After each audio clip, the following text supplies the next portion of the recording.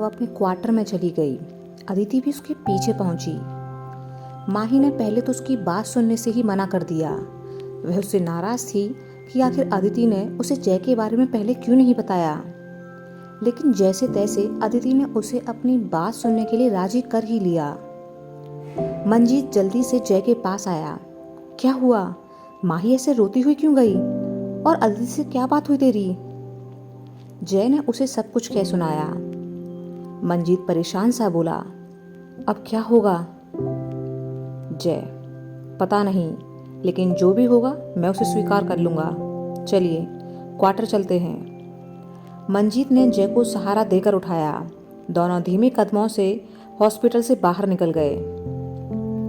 Manjeet, sorry कबूतर, मैं phone पर बातें करने में बिजी हो गया और पता ही नहीं चला कि माही कब मेरे पास से जाकर तेरे कमरे में पहुंच गई।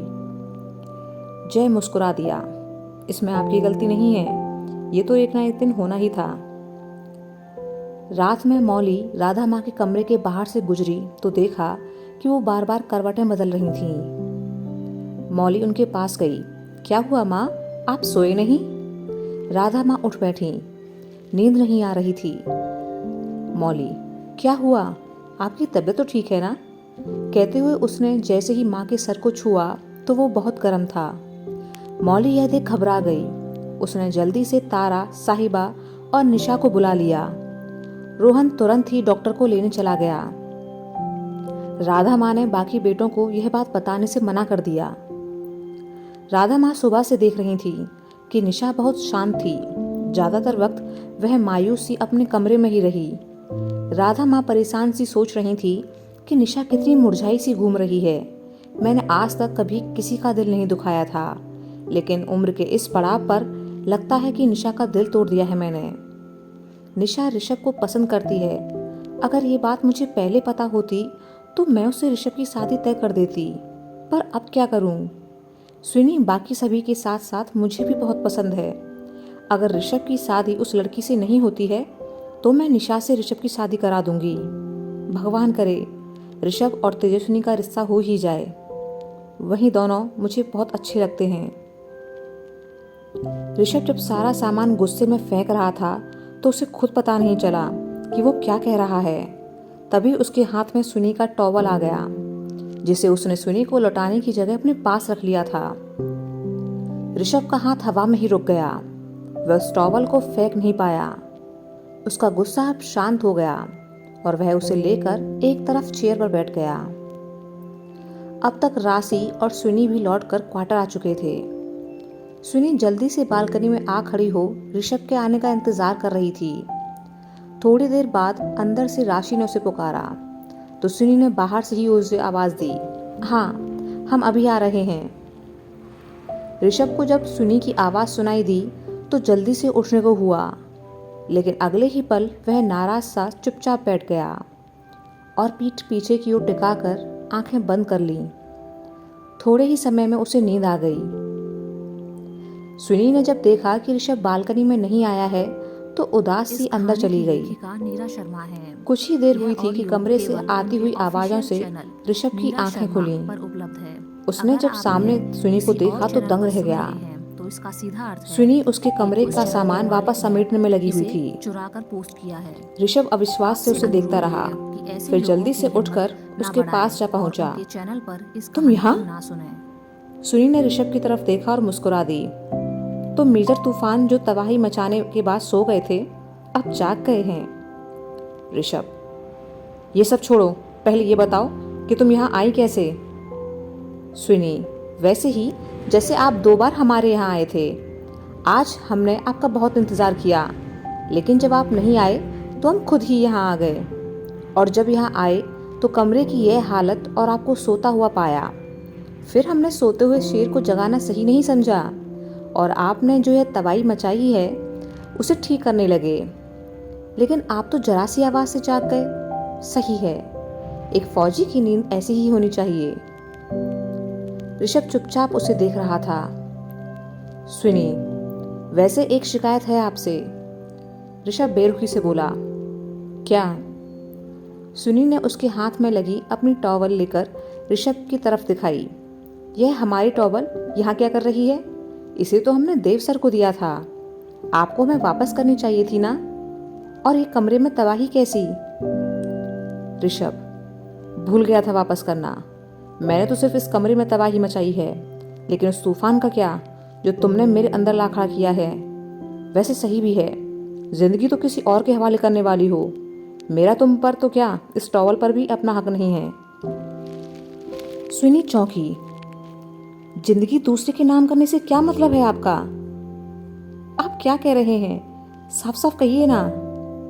ऋषभ, सच ही तो कह रहा हूँ। आज मनीष आया था, यहाँ मुझे हॉस्पिटल के बाहर मिला। उसने मुझे बताया कि तुम कहीं और शादी कर रही हो। यह सुनते ही सुनी के होश उड़ गए। शादी? हमारी? हमें तो इस बारे में कुछ भी नहीं पता। ऋषभ, अब तो पता चल गया है ना। बहुत खुश होंगी ना तुम? सुनी उदास सी बोली। क्या आपको हमारे चेहरे पर खुशी दिखाई देती है? ऋषभ एक ओर जाकर खड़ा हो गया। धोखा दिया तुमने मुझे तो लगा था कि हम दोनों जिंदगी एक साथ बिताएंगे, लेकिन तुमने तो मेरा हाथ बीच रास्ते में ही छोड़ दिया। सुनी ने जब यह सुना तो ऋषभ की बात का मतलब समझ गई और खुश हो गई। फिर अगले ही पल अपनी खुशी छिपाते हुए बोली, कैसी बात कर रहे हैं आप? हमने कौन सा शादी का वादा किया था आपसे? हम तो दोस्त हैं ना। वैसे अच्छी बात है, शादी तो होनी ही है किसी न किसी से। ना हम किसी से प्यार करते हैं और ना कोई हमसे प्यार करता है। ऋषभ सुनी की तरफ मुड़ा। लेकिन इतनी जल्दी भी क्या है शादी की?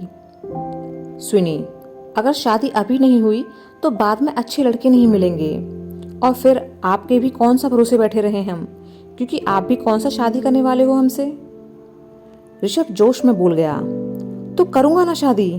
मैं तुमसे शादी करने के लिए तैयार हूं। तुम जब चाहो जैसे चाहो तब करने को तैयार हूं। सुनी का तो जैसे खुशी का ठिकाना ही नहीं था। वह फिर बोली, नहीं, हमें आपका एहसान नहीं चाहिए। आप हम पर एहसान कर रहे हैं ना। ऋषभ, नहीं, मैं कोई एहसान नहीं कर रहा। मैं तुमसे शादी इसलिए करना चाहता हूँ क्योंकि मैं तुमसे प्यार करता हूँ, और तुम्हारी शादी सिर्फ मुझसे ही होगी। ये मैं पहले ही बता रहा हूँ तुम्हें। तभी मंजीत की आवाज से ऋषभ की नींद खुल गई और वह उठ बैठा। उसने चारों ओर देखा तो कमरा अभी भी पहले की ही तरह फैला हुआ था। वह कुछ रिएक्ट कर पाता कि मंजीत ने फिर उसे पुकारा, तो ऋषभ जल्दी से उठकर बाहर चला गया। देर रात कैंप में सभी आतंकी अपने कामों में बिजी थे कि एक कश्मीरी आदमी उनके कैंप की तरफ आता दिखा। उसे देख सभी लोग सतर्क हो गए। उन्होंने जैसे ही उस पर बंदूकें तानी तो उसने अपने खाली हाथ हवा में उठाकर दिखाया कि उसके पास कोई हथियार नहीं है, ताकि कोई उस पर हमला न कर सके। आतंकियों ने उसे दूर रुकने का इशारा किया। एक आतंकी जल्दी से मुश्ताक के पास गया और उस कश्मीरी शख्स के बारे में बताया, तो मुश्ताक जल्दी से अपने तंबू से बाहर निकला। तब तक फिरदौस भी वहां आ पहुंचा। मुश्ताक ने एक आतंकी को इशारा किया। वह आगे बढ़ उस अनजान शख्स के पास गया और उसकी तलाशी लेने के बाद कुछ बताकर उसे अपने साथ वापस ले आया। कबीर अपने तंबू में बैठा था। वह बाहर होती हलचल से बाहर निकल आया और एक और खड़ा हो सारा तमाशा देखने लगा। मुश्ताक ने उस कश्मीरी शख्स को अपने पास बुलाया। कौन हो तुम? वह शख्स बोला, इमरान नाम है मेरा। मुझे जावेद ने संदेश भेजा है कि वह चाहता है कि मैं एक बार सौदा तय होने से पहले यहाँ आकर सारा माल देख लूं, ताकि कंफर्म कर सकूं कि सब कुछ ठीक तो है। फिरदौस गुस्से से बोला, जावेद को हम पर भरोसा नहीं? इमरान मुस्कुरा दिया, धंधा ही ऐसा है जिसमें हम किसी पर भरोसा नहीं कर सकते, और बात सुरक्षा की भी है। कल को जावेद यहाँ पैसे लेकर आता है और पता चलता है कि आपके पास तय मात्रा में ड्रग्स ही नहीं, तो उसका तो नुकसान हो जाएगा, और क्या पता आप उससे उसका पैसा छीन कर उसे मार दें। मुश्ताक, मारने को तो हम तुम्हें भी मार सकते हैं। इमरान मुस्कुरा दिया, बेशक, लेकिन फिर उसके बाद आपको पैसे तो हरगिज नहीं मिलेंगे। मुश्ताक ने फिरदौस की तरफ देखा, जाओ इसे तसल्ली करवा दो। फिरदौस इमरान को अपने साथ एक और ले चला। इमरान की नज़र कुछ दूर खड़े कबीर पर पड़ी तो उसके कदम ठिठक गए। फिरदौस ने मुड़कर उसकी तरफ देखा। क्या हुआ, रुक क्यों गए? इमरान कबीर की तरफ देख अपने दिमाग पर जोर डालते हुए कुछ सोचने लगा, फिर बोला, नहीं, कुछ नहीं। फिरदौस ने गौर किया कि इमरान आरिफ को देखे जा रहा था। वह सोच में पड़ गया कि आखिर बात क्या है। इमरान ने आखिरकार पूछ ही लिया, वो सामने जो शख्स खड़े हैं कौन है? फिरदौस, ये आरिफ है, कमांडर का खास आदमी है। पर तुम क्यों पूछ रहे हो? इमरान, नहीं, बस ऐसे ही। दोनों अब आगे बढ़ चले। इमरान बार बार पलटकर कबीर की तरफ देख रहा था। फिरदौस ने उसकी ये हरकत देख सोच रहा था कि इस शख्स को बार बार आरिफ को देखने की क्या जरूरत पड़ रही है। कबीर भी इमरान की इस हरकत को नोटिस कर रहा था। उसे भी यह सब अजीब लग रहा था। फिरदौस इमरान को एक तंबू में ले गया और वहां रखे ड्रग्स दिखाने लगा। इमरान ने सारा माल चेक किया और खुश होते हुए बोला, सब ठीक है, मैं चलता हूँ। जावेद को खबर कर दूंगा, वो कुछ ही दिनों में पैसे लेकर यहाँ आ जाएगा। फिरदौस कुछ सोच मुस्कुराते हुए बोला, सौदा तो तय हो ही गया है, पर तुम मुझे पता नहीं क्यों बड़े दिलचस्प आदमी लगते हो। मैं तुम्हारी तरफ दोस्ती का हाथ आगे बढ़ाता हूँ और चाहता हूँ आज रात तुम मुझे मेहमान नवाजी का मौका दो। इमरान ने मना करना चाहा, लेकिन फिरदौस तो जैसे जिद पर अड़ गया। इमरान भी आखिरकार तैयार हो गया। उसे अपने तंबू में आराम करने के लिए छोड़ वह मुस्ताक के पास पहुंचा और उसे कहा कि उसने आज रात इमरान को यहीं अपने तंबू में ही रोक लिया है, क्योंकि वह चाहता है कि इमरान को खुश कर सके, ताकि वह जावेद से कहकर हमसे आगे भी सौदे करवाता रहे। मुस्ताक, ठीक है, जैसा तुम्हें सही लगे, लेकिन ध्यान रहे कोई गड़बड़ ना हो। फिरदौस, जी भाईजान। वह मुस्ताक के तंबू से बाहर निकला और सामने से आते कबीर को देख मुस्कुराता हुआ वहां से चला गया। कबीर को उसकी मुस्कुराहट सही नहीं लगी। वह सोचने लगा कि कुछ तो चल रहा है इसके दिमाग में, लेकिन क्या? मुझे इससे संभल कर रहना होगा। वहीं इमरान भी पता नहीं क्यों बार बार मुझे देख रहा था। कहीं वो मेरी असली पहचान तो नहीं जानता? अगर ऐसा हुआ तो बहुत दिक्कत हो जाएगी। कबीर ने कुछ सोचा और मुस्ताक के पास पहुंचा। वह परेशान सा खड़ा हो गया। मुस्ताक, क्या हुआ आरिफ, इतने परेशान क्यों हो? कबीर, मुझे बेहद तकलीफ होती है कमांडर साहब। मुस्ताक, किस बात की? कबीर, पता नहीं, फिरदौस को मुझसे क्या दिक्कत है। मैं तो उसे अपने भाई जैसा मानता हूँ। अभी भी जरूर वह आपसे मेरी शिकायत ही करके गया होगा। मुस्ताक यह सुनकर हंस पड़ा। मानता हूं कि तुम्हारी परेशानी सही है, लेकिन अभी वो तुम्हारी शिकायत करने नहीं आया था। कबीर, आप मेरा दिल रखने के लिए बोल रहे हैं ना? मुस्ताक, मैं सच कह रहा हूं। अभी तो फिरदौस ये बताने आया था कि वह इमरान को आज रात अपने साथ रोक रहा है। कबीर चुप हो सोचने लगा कि फिरदौस के दिमाग में जरूर कुछ है। वो बहुत मतलबी है, बिना मतलब के इमरान को नहीं रोकेगा। वह कुछ देर सोचकर बोला, कमाल है ना कमांडर, जो फिरदौस किसी पर भी भरोसा नहीं करता और जिसे आज तक मुझ पर भी भरोसा नहीं हुआ, उसे इस इमरान पर इतनी जल्दी भरोसा हो गया।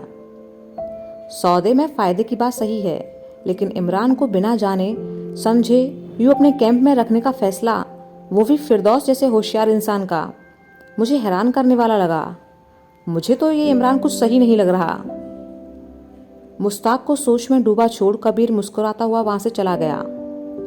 फिरदौस ने इमरान की खूब खातिरदारी की, जिससे वह काफी खुश नजर आ रहा था। दोनों नए दोस्त हाथों में जाम लिए बैठे थे। फिरदौस को सही मौका लगा तो बोला, तुमसे कुछ जानना चाहता हूँ।